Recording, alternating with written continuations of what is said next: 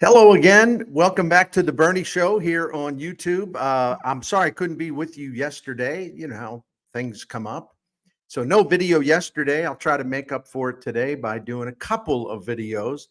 Thank you for your support. We've gone over 5,000 subscribers. We'll keep adding. Hit the like button, leave your comments. All those things will really help me out. And I appreciate you very, very much. And I will also try to get caught up on some of the comments. I had some things come up. It was just very, very hectic. So, with that said, let's get on with the business. Well, actually, a fun thing. I got some more hats. I know some of you like the hats. I think you like the stories behind the hats. I like this one. This is a 1950 Joplin Miners hat. It was a Yankees farm team based in Joplin, Missouri, and most notable for having a teenage rookie on that 1950 team by the name of Mickey Mantle. I think you've heard of him. I love that. I love the fact that they have a Joplin hat out there and the fact that there was a team in Joplin. I think that's totally cool. So I hope you like that one. That's the story.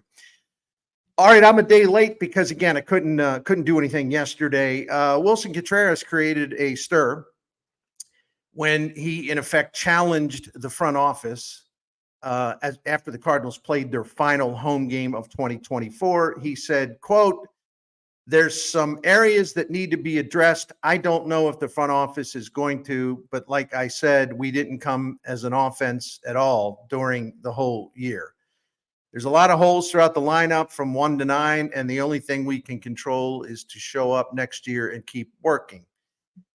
That's part one. He's absolutely right about that, and I appreciate the fact he's telling the truth about the lineup. It just wasn't good. In fact, the lineup more than anything else cost the Cardinals a chance to really contend for the playoffs. I may do something on that later today or maybe tomorrow. But here's the part that got the most attention. Again, this is Willson Contreras after Sunday's final home game of the season. Quote, "As an organization, I think the Cardinals are one of the biggest organizations in baseball. If I was the front office, I'd be hungry to own this division. But we haven't owned this division in the last 2 years." End quote. Yeah, and everybody is. I think everyone, from what I can tell, has applauded his sentiment and has also applauded his willingness to speak out. Because one thing, a lot of franchise, you see players speaking out, you see managers speaking out, you see people telling the truth and just laying it on the line. In other words, not insulting the fans' intelligence. What do I mean by that? I mean, not acting like, well, it was just one of those years. We gave it our all. Everybody played hard. We really competed. We got some bad breaks. And boy, we really like this team. Nobody wants to hear that. Okay. You want to hear that the players, number one, are not happy to have this kind of season and to be out of the playoffs for a second year in a row. They're not happy. They shouldn't be happy. And they're letting the fans, they're letting the media, they're letting everyone, including the front office, know about it. And in Contreras' case, he actually called out the front office. So that's even double strength. That's extra strength right there, because you're not insulting the fans' intelligence. Cardinals fans are tired of being misled, talked down to, getting the head fakes from the front office, where their fans are led to believe one thing, and of course the organization doesn't follow through. That's a big, big part for this organization in terms of a problem. I've talked about it a lot. I'm going to say it again. Their messaging is absolutely horrendous. Their messaging is one of the reasons why the fans have turned on them and no longer trust them. There's a lot of reasons. But when you keep basically telling people one thing, do the head fake, then you go the other way, and you don't follow through on what you wanted them to believe, what the heck do you think is going to happen? They're going to be mad at you. So I appreciate Willson Contreras for saying what he said, although I might want to point out, tell Tommy Pham, when his first time around with the Cardinals at the end of one of the seasons, this is back in, I don't know, 2008 maybe? Not 2008, pardon me, 2018 maybe, or 2017, pardon me. I should know that. It doesn't matter the year. At the end of the year, Tommy Pham, he was listening to some of his teammates doing the usual, well, we gave it our best shot. Boy, we just had some bad breaks. Boy, all the injuries, all that stuff. And Tommy Pham, who's always been a truth teller, to his own detriment, I might add at times, he basically said, well, the standard around here is to make the playoffs and win pennants and World Series. Like, this is not acceptable. We have to remember what the Cardinals stand for, what our goals should be. So he put it on the line. A day or two later, John Mozeliak was asked about it and said, and I can only paraphrase because I don't have the quote in front of me, but I remember it very well in terms of the gist of what he wanted to say. It was like, well, I didn't realize Tommy Pham is now a team leader. I didn't know that he's speaking for the team now. In other words, John Mozeliak was not happy with it. And when was Tommy Pham traded? Oh, yeah, that's right. The next season. And the manager didn't like Tommy Pham either. You know why? Because, again, Tommy Pham told the ever-loving truth. Mike Matheny don't want to hear that, right? Bye-bye, Tommy. See ya. And don't forget also the last guy that sort of got into the face, metaphorically speaking, of the Cardinals front office was Mike Schultz. And we know how that happened. Bye. See ya. So Willson Contreras, he's got 3 years left on his contract. So he's got security, I would imagine. But no, this regime does not take too kindly to that kind of outspoken talk from a player. So, oh man, the Cardinals, in a way, it's a good comedy routine, isn't it? I mean, it's just amazing. However, now I praised Willson Contreras and I will praise him again. I love candor. I love truth. I love people that put it on the line and aren't afraid to do so. You might have noticed I'm kind of a big mouth that way. Anyway, that said, and this is not me pushing back on Willson Contreras, one of my favorite players, someone I greatly respect. It's not so simple to say, well, the front office has to be hungry and to point out they need to get better offensively. I appreciate that he said those things, but it's not, I don't know that it's germane. And here's why. And I made some notes and I'm going to make sure I don't miss any today. First of all, who's going to be running the front office? We still don't know that. And we probably won't know that, obviously, until after the season. And there's talk that they're going to make some announcements Monday. It doesn't necessarily mean they're going to make the big announcement, right? So who's going to be running things this offseason? Is it going to be John Mozeliak? Is it going to be Chaim Bloom? Is it going to be your favorite and mine, Gersh?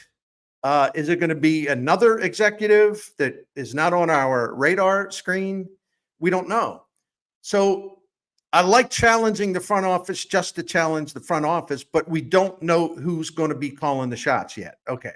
Number two, what about the possibility that Chaim Bloom, and we've talked about this, and I haven't talked about this at length.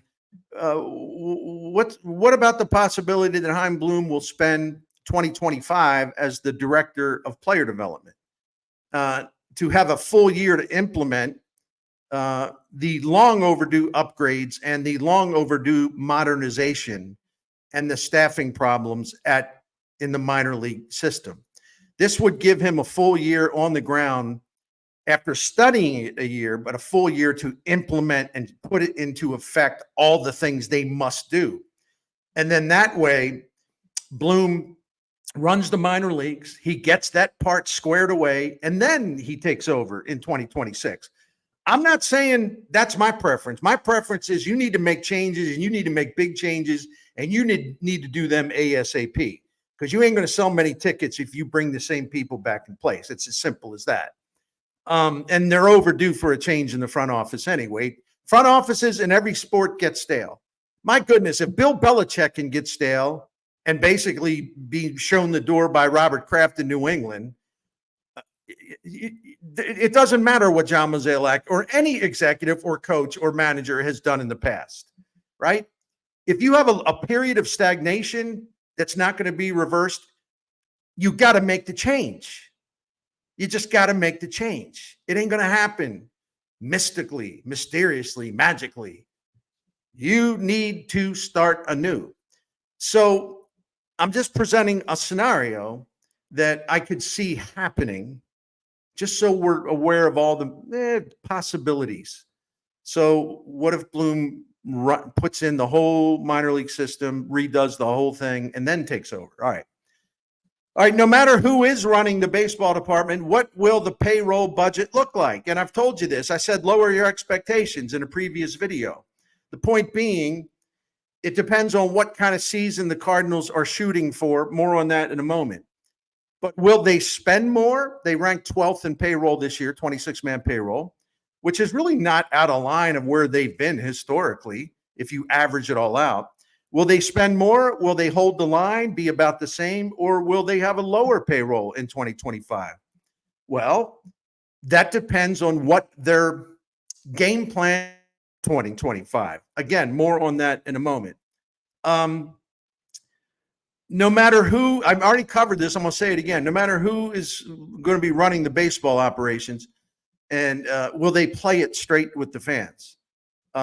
Will someone finally be in charge who's going to be totally honest with the great fans of St. Louis Cardinals baseball who have faithfully, loyally, passionately supported this franchise at great numbers for a long, long time?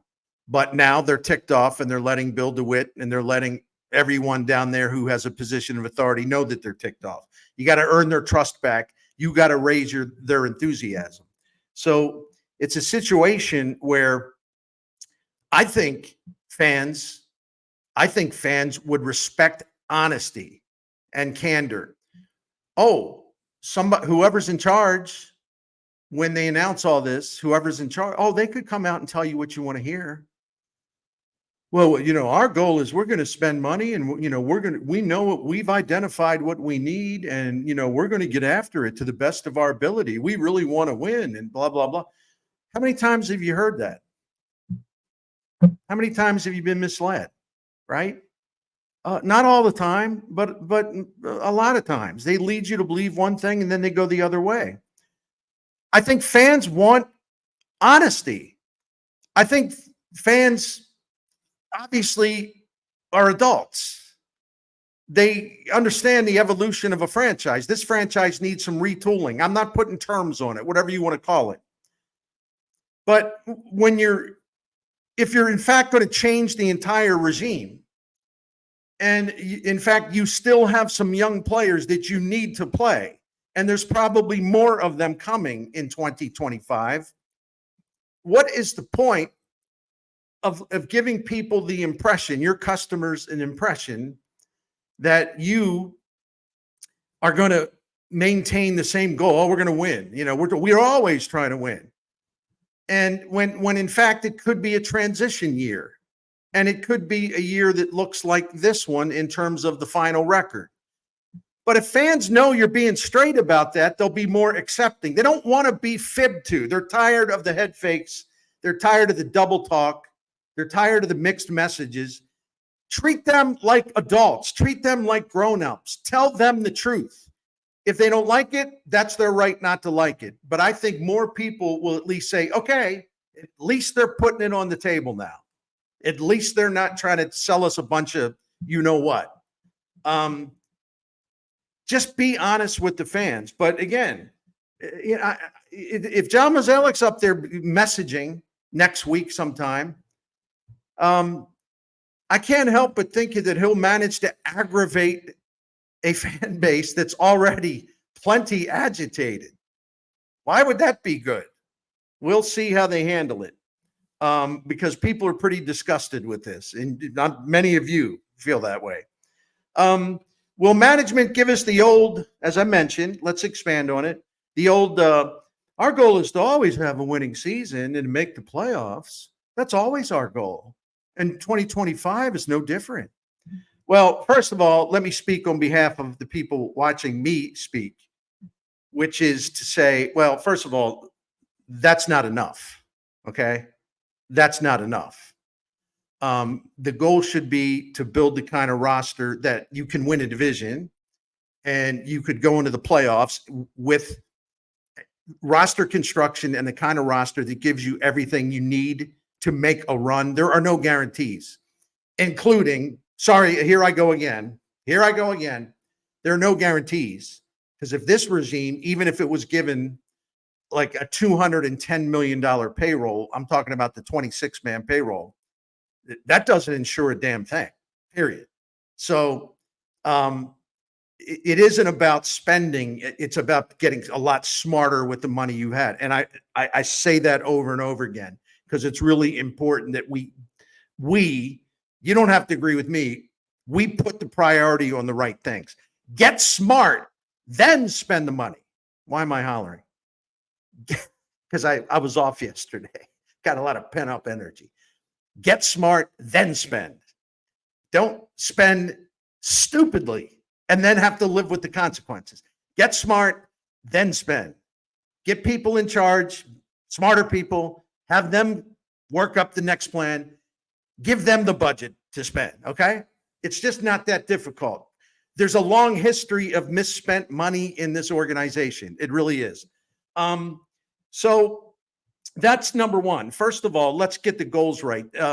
I don't think 2025 realistically is one of those years where you sort of go all in. You're going to make your run and all that. No, I think it's a transition year. However, and again, I think a lot of people would understand that. However, if this is a transition year in 2025, I know what some fans will think because I thought about it. Well, if Bloom is not in charge, if he's not running things, and then if in fact he's going to be the guy, but not until 2026. And again, we're assuming things here, but that's all we can do. If this is a transition year coming up in 2025, but he's still not running things, but he will be in charge in 2026, doesn't that make 2026 a transition year? Listen, as long as they are candid and honorable and honest and forthcoming and putting their cards on the table about what they expect over the next 2 years, and hey, we're just telling you, we want you to know what we really are trying to do here.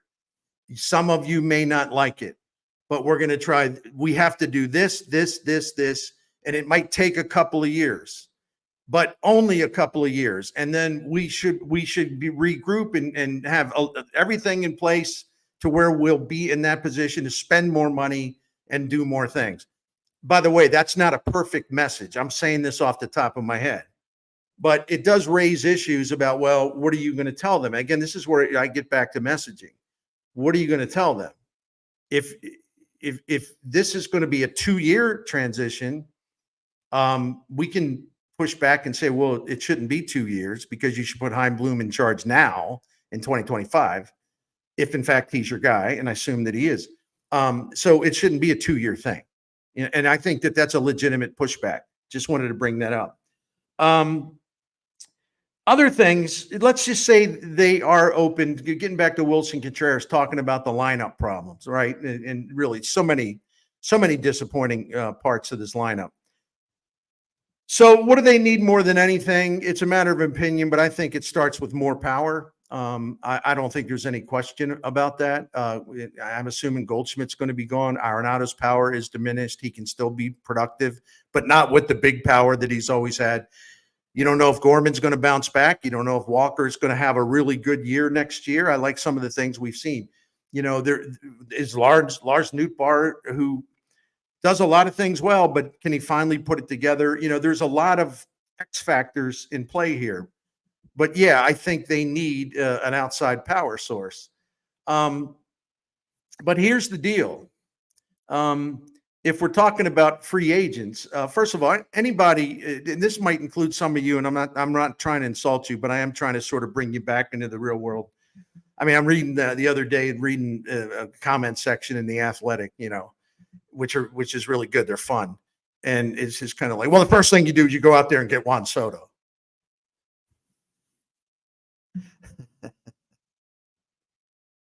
You do realize Juan Soto's got some say in the matter, right? Right? You do know that. You do know he's represented by Scott Boras, right? You do know that the Yankees, probably a couple other teams, going to probably offer Juan Soto about $500 million. I may have missed it. But I never recall Juan Soto communicating to the media. He said, my dream is to play in St. Louis because I want to go to a mediocre team that might be rebuilding. Stay grounded, my friends. Stay grounded. Stay with me here in the real world. Thank you. I love you. Thank you. I speak to you because I care. Anyway, then we hear or we throw out the name Pete Alonso. All right, a couple things about Pete Alonso. He's not a kid. He's had a down year by his standards. And he'll be able to get probably a long-term contract from somebody. And I would argue that would be a really risky proposition. We don't know what his aging curve is going to look like, right? The other thing, Busch Stadium has got a rep. I think it's overstated, but there is some truth to it. And by the way, I did not look up the numbers. Okay. It's a tough power yard. It's a tough power yard these days. So if Pete Alonso's got some better options and the money at the price point that he wants, why would he want to come here? Because there's some stuff written in New York about how he's kind of frustrated. He doesn't make excuses, but he's acknowledged, hey, man, that Citi Field's playing tough this year. It's playing tough this year for power hitters. It's okay to point that out. Well, why would he want to come here? And again, why would the Cardinals want to risk again throwing money away, maybe get a good year out of him or two, and then over the cliff? I don't know. Just playing devil's advocate. But again, the players get to choose where they want to go if they're free agents. There are always trades. There's that dude. Oh my gosh, I forgot his name. Forgive me. I'm like Mr. Notes. I got 20,000 notes, but didn't write down the name of the dude in Oakland that we talked about up to the trade deadline.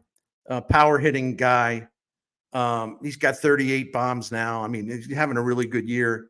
And I wish I had that in front of me. And I don't want to disrupt the video to go look it up. You know who I'm talking about. Give me a mulligan on this one. So there's always a trade possibility. But again, we don't know, who's going to be running the thing in 2025. We don't know if it's going to be part of a 2-year transition. We don't know if whoever's running the thing is going to be allowed to spend money.